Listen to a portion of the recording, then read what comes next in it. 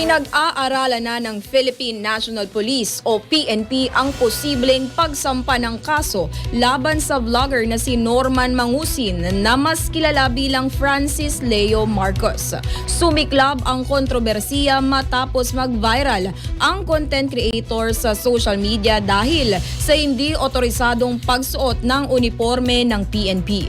Dagdag pa rito ay agaw pansin din ang pagmumura nito at paghahamon ng suntukan kay Police Regional Officer 2 Director Police Brigadier General Antonio Marialag Jr.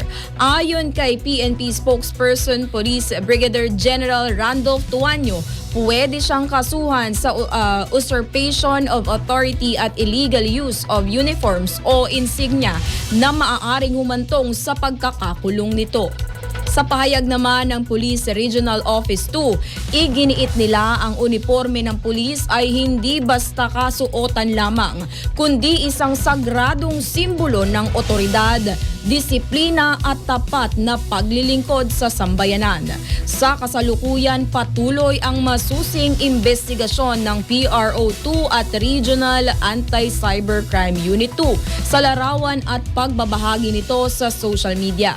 Tiniyak din nila na papanagutin sa ilalim ng batas ang sinumang responsable.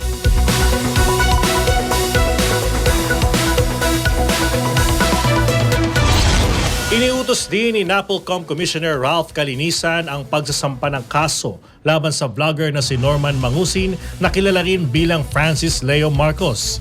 Ayon kay Calinisan, ilang beses na ring naglabas ng babala at abiso ang NAPOLCOM na ang police uniform ay hindi dapat ginagamit bilang costume.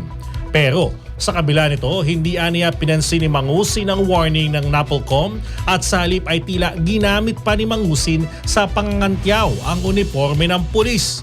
Dahil dito, sinabi ni Calinisan na magsasampa ng kasong kriminal ang NAPOLCOM laban sa vlogger. Inatasan na ni Calinisan ang kanilang Legal Affairs Service at ang Inspection Monitoring and Investigation Service para makipag-ugnayan sa PNP sa isasampang kaso.